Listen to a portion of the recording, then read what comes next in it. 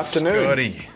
Oh, mate, you're sounding like, have you been doing some phone sex work? Is that why you've got the huskiness in your voice? Or Well, what's going on? If only. I actually had 1-900 call Scotty. Lovely. I actually had a patient on Saturday say, damn, your voice is sexy. And I said, well, it wasn't through trying. This is the end result of getting my voice back post being choked savagely last week at my grading seminar. Now, not just once, because I'm a slow learner. I got choked by two different high-ranking guys, one with a type of loop collar choke and the other with this awesome Ezekiel choke.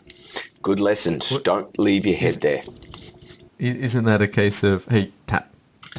Yeah, I did. Well, I tapped with the first one, and I actually got out of the Ezekiel, but I thought I was good. And, like 2-3 hours later, my throat starts getting a bit sore because the bruising had kicked in at that stage. And for 2 days, I basically, Sunday, Monday, I had no voice. And because obviously, as the listeners out there will probably know, I talk a lot. And so the voice was getting fairly strained. Well, that's the problem with this podcast, mate. I'm certainly not going to be carrying your weight, so I'm just going to ask questions, and you're just going to have to man up and talk with your husky. Have you seen Book of Mormon? I have not seen Book of Mormon. I've heard it's pretty good. There's a good line in it. I'm going to man up all over the place. You should, yeah, man, man up all over the place. Well, I understand that's what you were up to yesterday.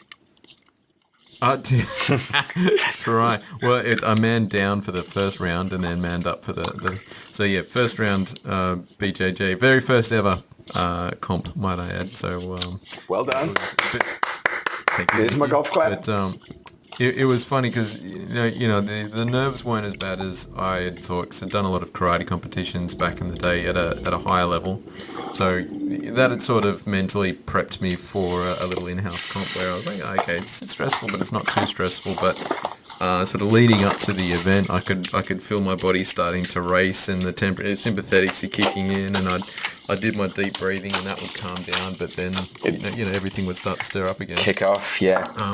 But it was funny because it was all that fear of the unknown. Yeah.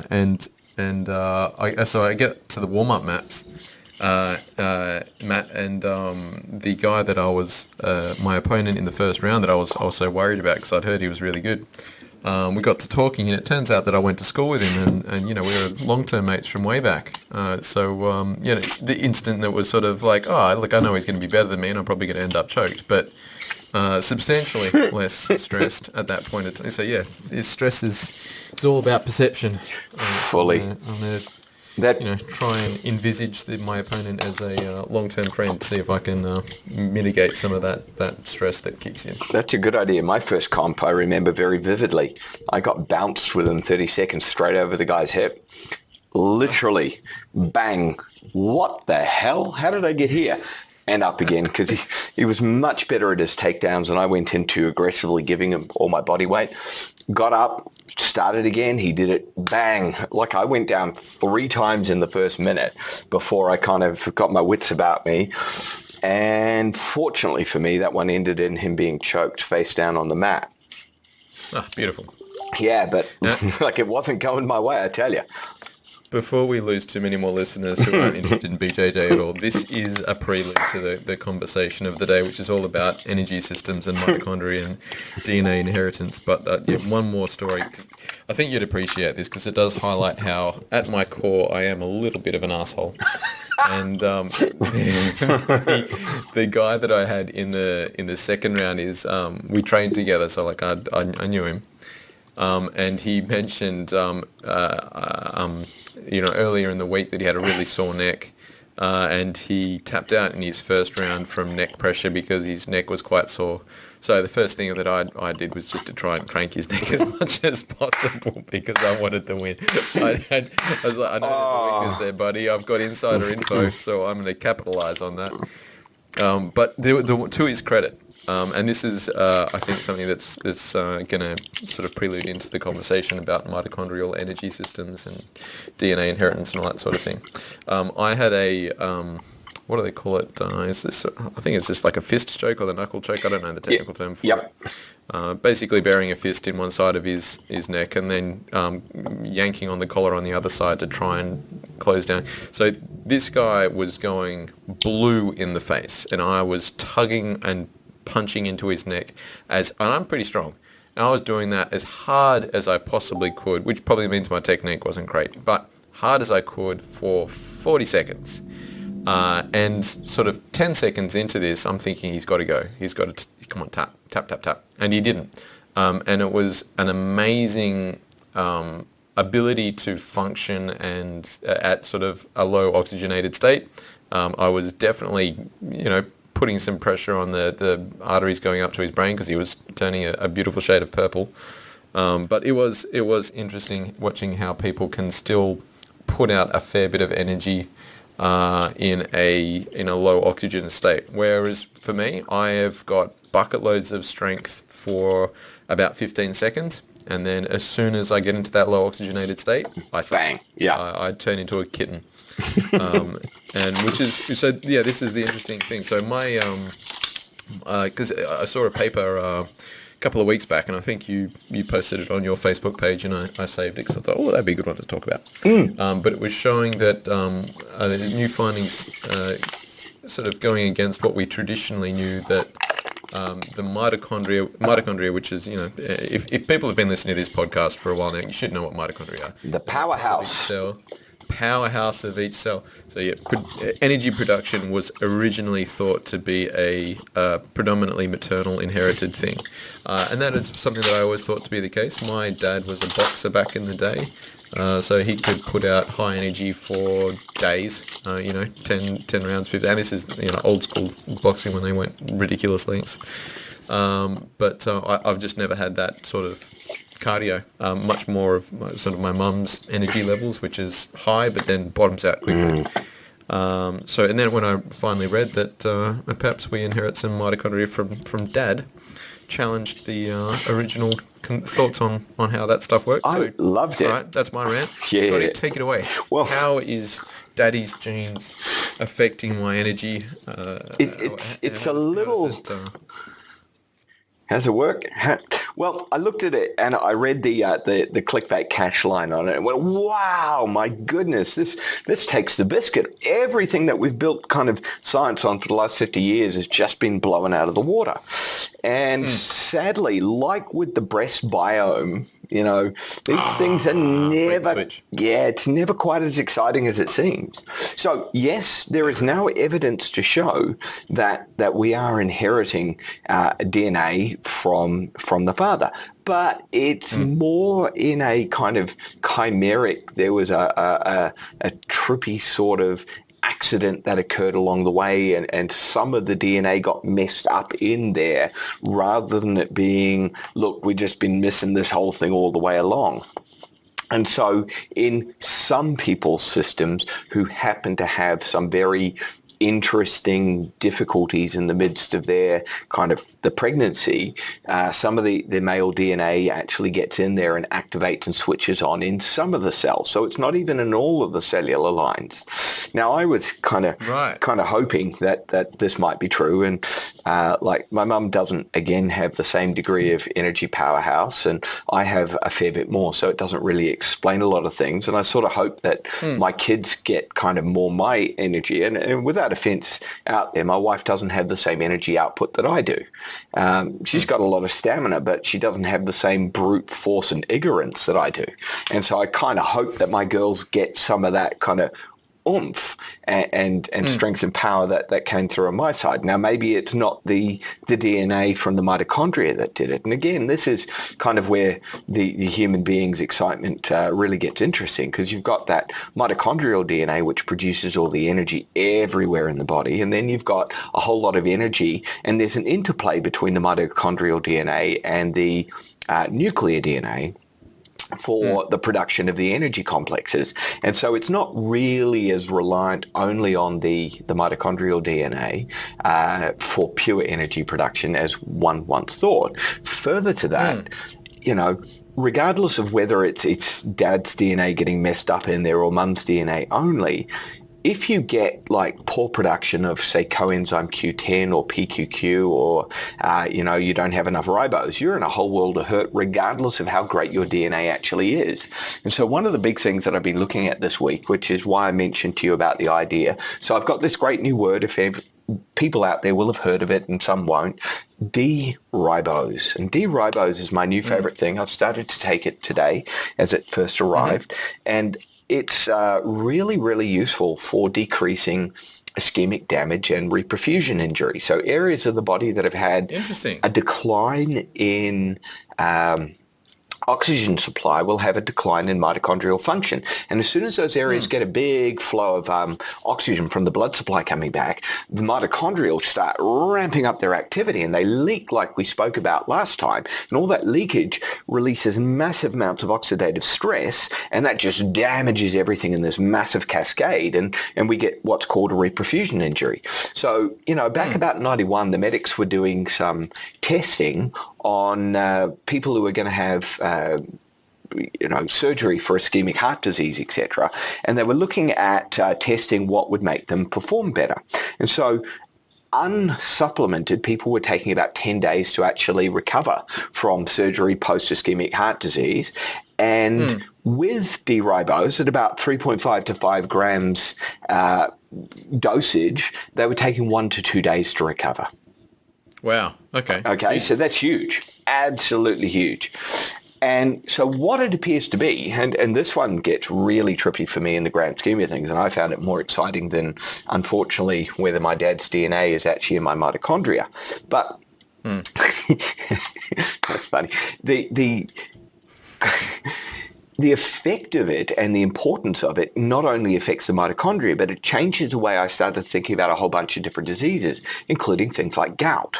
So when people start overusing their energy, so they're not replenishing enough because of something like poor sleep or overstress or over-outputted, what starts to occur is you can't make enough ATP quick enough out of the normal citric acid cycles. So what the body does is it takes a molecule of ADP, or adenosine diphosphate, and a molecule of AMP, adenosine monophosphate, and jams them together, and you get a molecule of ATP out of it. But you start losing the purines, the riboses that make up your DNA and your adenosines, etc.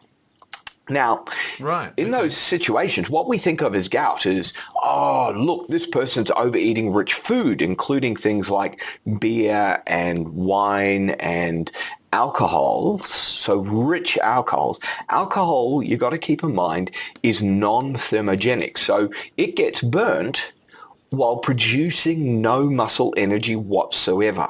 So basically it causes you to lose and block the citric acid cycle and the electron transport chains, hence you feel worse the next day and you've got all this pains and aches all over the place. But you basically start chewing through your ATP, have nothing to replace it, and you've got to keep making energy. So you start jamming your ADP, AMP together, and you start losing purines, which is what we see in gout. So all that excessive inflammation in the joints and the tissue and the aches and pains is most likely that we've lost massive amounts of our energy production because we were trying to survive. We've got a spill out of purines that is being lost to the cycle, and that we can actually fix a lot of this by increasing ribose in the system, which is a really cheap supplement that you can get all over the place. Okay, fascinating. Because the moment you said like ischemic conditions or mop-ups, I straight away thought, stroke, concussions, or absolutely nitty-gritty. But I mean, that would have any impact from compartment syndrome in the arms or leg, all the. Geez, that sounds like almost a cure-all. Well, it's kind of one of them. It's one of those really important things, along with CoQ10 and PQQ, that just make the mitochondria work. And as everyone out there might be hearing at this moment, I'm really excited about the direction that mitochondria are taking me in my kind of studies, because if we don't actually love and nourish our mitochondria, we just start creating oxidative stress all over the place, and anything can get damaged at that moment. Now, if that's like nervous system tissue, well, you start getting TND, transneuronal degeneration kickoffs going on. And so you can get, muscle spasms and clonus and all sorts of horrifying things at that moment. Now, if we support the mitochondria more effectively, we can actually decrease the amount of suffering the human being is actually doing, like post-exercise, which is why I sent you the thought about getting straight into the H-bot, filling up with ribose, a bit more carnitine, some coenzyme Q10 and PQQ. Now, PQQ, just in case anyone out there is wondering what I'm talking about, is a really interesting type of antioxidant derivative that's part of the coenzyme cycle and is actually considered to be stardust.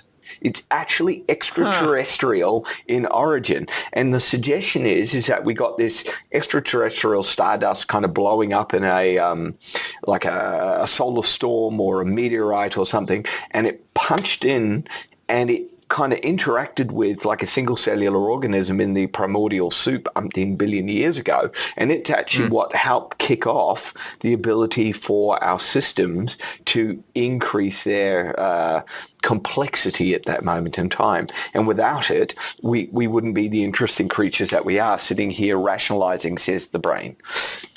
Magic stardust. Yeah, I loved it. It's been the coolest thing I've read. So just so I can get the mechanism in my head right. Yep. So in the event of an ischemic crisis where there's a demand for energy that's not being met either through poor nutrition or whatever the case may be. But at that point in time, you go from the normal mechanisms of creating ATP to the equivalent of getting a semi-truck and a normal car to run into each other to create a mangled supercar that is a bit energetic, but the consequence of that is damaging the molecule, and then ultimately, but the what it's doing is actually making ATP. It's just making out of a really inefficient method. So when you're doing it in a non-oxygenated fashion, you're building up lactic acid, which is damaging to the system as well. But further, if you don't have the building blocks, you take whatever you've got, the stuff that you want to actually keep.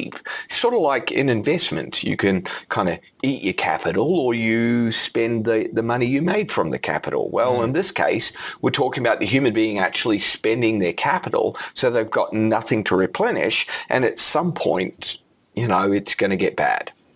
Gotcha. So ischemic injury, lack of supply to the area, you're going to break down the surrounding tissue to keep the area as a whole alive. Correct. Rather than... Correct. Okay, gotcha. Now what seems to occur, say in like stroke or, a blockage, is that you get a nidus of damage that the cells die, and around that nidus you get a ring of hibernating cells. So originally we thought all those cells had died, but as it turns out, those cells are actually pretty well in a sleep mode, and they can be brought back to life. And that's what occurs. That's the area that gets damaged when you get the oxygen supply back. Now, if you pre-dose the person with ribose, the oxidative stress and leakage doesn't occur. Now, ribose is shown and is considered by some of the research to be the kind of the rate-limiting step for tissue to generate mitochondria. So there are specific genetic conditions that are showing that if the production of ribose is really poor in the fetus and therefore the infant, the muscle tissue is really, really low energy and low mitochondrial content, and that this can actually be helped by treating with the D-ribose. Now, interesting. At the same point, coenzyme Q10 and PQQ are also massively important for energy production and help shuttle off energy through the four complexes in the mitochondria. And if you get starved of coenzyme Q10 and then leading on to ubiquinol and PQQ, you actually start to leak energy and leak electrons, creating the oxidative stress and damage. And this is where, and what they consider, the negative impacts of things like statins appears to be, and why we get... I was just about to bring that up. So the statins interfering with the absorption of CoQ10 from dietary supplements. No, affecting everything. Not there. So what a statin does is it actually blocks an enzyme called HMG-CoA, which is the major rate-limiting step in the production of coenzyme Q10. So you can get around the problem by supplementing coenzyme Q10 consistently, and preferably in the form of ubiquinol. My preference is actually taking a combined supplement that actually has the ubiquinol and straight CoQ10, because they do slightly different things, and you kind of want both, because some of the theory about these things occurred because we went, coenzyme Q10 is a really good antioxidant, and we need lots of antioxidants to soak these things up. Now, the answer is we don't. We need building blocks for the electron transport chain and the bucket brigade. So you don't need excessive amounts of antioxidants. Every time we've tried treating with high doses of antioxidants, we've basically started killing people, is ultimately what it comes down to. All the experiments we've done in the last 20 years, high dose vitamin A for the the smokers rather, ended in the study being abandoned early because we were actually killing them quicker. What occurs when you put large amounts of excessive antioxidants in is you actually blockade the normal processes such as the NF-kappa B and all of your natural antioxidant molecules. Now, your naturally endogenously produced molecules such as superoxide dismutase and several others are actually much more powerful. They're like 1 million free radical soaks per second per enzyme versus like vitamin C, 1, coenzyme Q10, 1. So we don't want them to be out of the normal range. What you want is plenty of them to make the cycle operate, because if the cycle is operating, you can keep producing energy and you can keep the mitochondria actually working to provide the neuron and the tissue to function. And so the damage occurs when the mitochondria are failing and nothing is keeping that cycle working, because the body will do whatever it can to protect you anyway. So as soon as it starts to fail, it goes to its fallback, less efficient mechanism, and then it goes to a lower level of crap service still, right up until it gasps its last breath, so to speak. So gotcha. You need... So what's the mechanism? So if that's the mechanism that is occurring, let's say for, CoQ10, and is it a similar one for D-ribose? Like, why are we running short on D-ribose in our sort of natural, healthy everyday diet?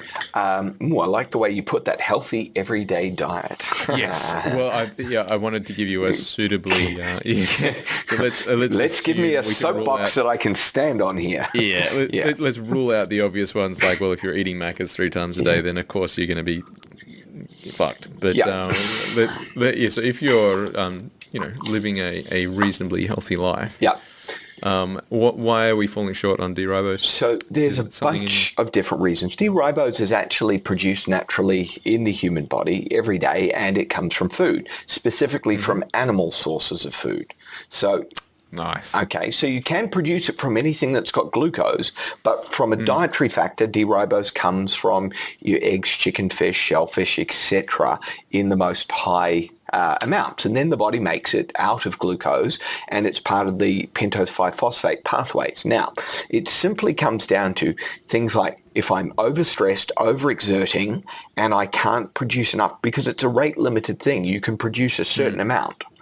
Now, if you are more tired and poorly sleeping, so stress, mesencephalic hyperactivation, when you're meant to produce 1,000 molecules and you only slept half the time, so you only produce 500, and then you did 800 units of work for the day, you're going to get into debt. And as soon as you start getting into debt, you start having to compensate, and then this becomes a slow-moving downward spiral that no one comes out of. So that's a case of the body's doing the right thing, but we're genetically designed to thrive in everything except modern Very life. different. Correct. Yeah, absolutely. Gotcha. So we know that burning the candle at six ends is why we need to supplement with these, rather than a lack of absorption. Correct. In our diet. And the benefits of it is, as a 5 molecule sugar, 5 carbon sugar, it doesn't affect insulin, it doesn't affect blood sugar. So people with diabetes out there and things like type 1 diabetes will not be harmed or damaged in any way from taking this. And especially in something like autoimmune type 1 diabetes, where they are quite likely to have reperfusion injuries and energy production issues, D-ribose might be an absolute godsend. Now, I haven't read enough on it saying this, but logic says that, someone who's got diabetic ulcers and is getting poor blood supply to the extremities, these people are going to get a real kick, quite literally, out of putting D-ribose back in to make the mitochondria work at a much more operative level. So, interesting. At this moment... It comes back to sort of like anything that supports mitochondrial health is going to be good for you. So, you can rattle off a whole bunch of conditions from depression, stroke, diabetic ulcers, autoimmune issue. I'm having trouble thinking of a single thing where D-ribose wouldn't be helpful. That's exactly what I've read so far. There isn't any situation, and it won't harm you apart from, well, look, if you are a really efficient producer and you're sleeping really well and you're not overflogging yourself with exercise, you might not need it, and then you might lose some money by throwing $50 a month at something you didn't really need. But where a lot of the research actually has come in from is from like endurance cyclists, endurance runners, and bodybuilders. Bodybuilders are really good for this stuff because it gives them more muscle pump. The more mitochondria you have in your skeletal muscle. Yeah. I love it. Chasing that pump. So, unlike, say, creatine, it doesn't give you the same sort of pump volume that you might do with, taking that in. It's more, you get thicker muscle fibers and greater strength gains, etc., by sticking it in. Now, why I'm interested in it, obviously, if people have listened to some of the earlier podcasts, I mentioned that I actually have a congenital valve fault in my heart, and this has caused a degree of cardiac enlargement and a degree of it's not quite an aneurysm, but an enlargement in the vessel size of my aorta as it comes off the heart. Now, none of that situation, to my mind, sounds like a very good idea.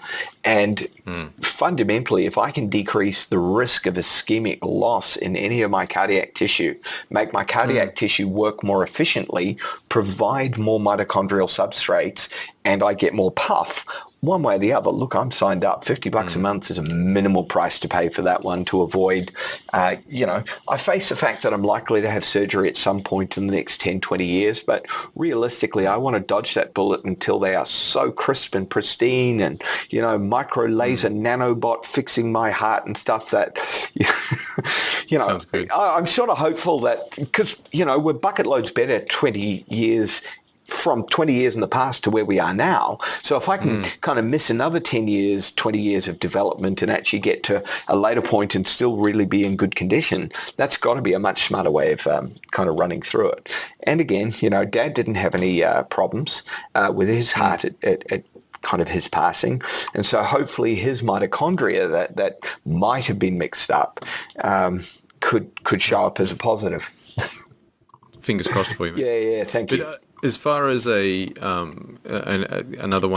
reason to boost mitochondrial health, specifically from a cardiac health point of view, is not muscle tissue the most dense mitochondrial muscle fiber we've got? Yes, it is. Absolutely. And that's exactly why they were looking at how do they make it work more effectively, and why my thought process is let's kick into that. And especially continuing on sort of in that way where, coenzyme Q10 and the mitochondria are so important for things like atrial fibrillation and thinning the blood. And so the thought process for coenzyme Q10 is it actually can have a blood thinning effect, and some of its effects on things like vitamin K's ability to affect clotting factors. So, the coenzyme Q10 appears to actually inhibit warfarin, but it doesn't have the same negative impact on some of the other like Plavix or the newer model blood thinners. So just as a disclaimer out there, if anyone's listening to this who's taking warfarin, just be aware that there could be some interactions with coenzyme Q10, and you need to be kind of thinking about that if you're deciding to take it. Speak to your healthcare professional. Don't just go, oh, that sounds like a great idea. It might be. It might really be the right thing. But if you're on warfarin, your blood may get a bit thick and you could have a stroke or something bad happen. So don't just run off and self-medicate. So in summary, everything that we want to do to boost mitochondrial health. D-ribose sounds like it's a phenomenal supplement. Yeah, absolutely. We want to look at CoQ10 and then, D-ribose, everything from if you've got any sort of cardiac issue running in the family, you want to be on that. Any sort of, stroke or, Alzheimer's, dementias in the family, you want to be on D-ribose. That's exactly my thoughts. If you're involved with exercise in any way, shape or form, you want to be on D-ribose. Like it's, that's good. Yeah, and the research actually on CoQ10 shows that it may be helpful against neurodegenerative diseases such as ALS, amyotrophic sclerosis, Huntington's, and different forms of ataxia, and that these diseases actually show a decreased level of CoQ10 in the patient's muscles. Now, I don't really know whether that is a cause or an effect, but when they actually supplement these people, including people with Friedreich's ataxia, the mitochondria start to improve and their behaviors start to improve at the same time. Fascinating. Yeah. So I found that quite cool. There's a particular compound in the mitochondria in Friedreich's ataxia called frataxin, and you actually, when you supplement these people, they actually get an improvement in, or a lessening, it appears, of the amount of frataxin that's actually being produced. And this is just with oral supplementation.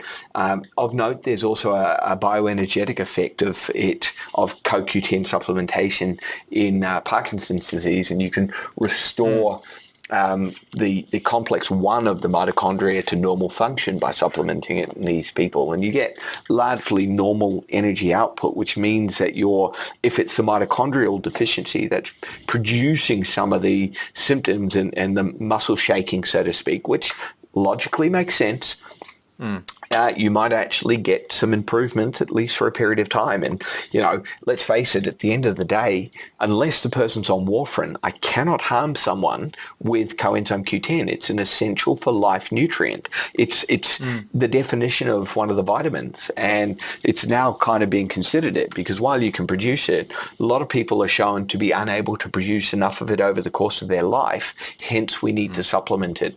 And so, assuming they don't have warfarin in the system and therefore it's not being interfered with, supplementing coenzyme Q10 in a Parkinson's patient is a very safe, very effective way of trying to delay the onset of any of that degeneration. Beautiful. Final question, mate, and then I'll let you go. So,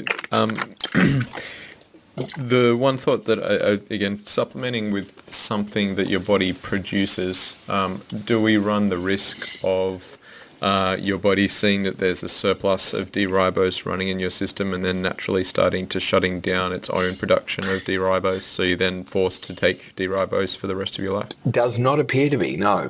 So Beautiful.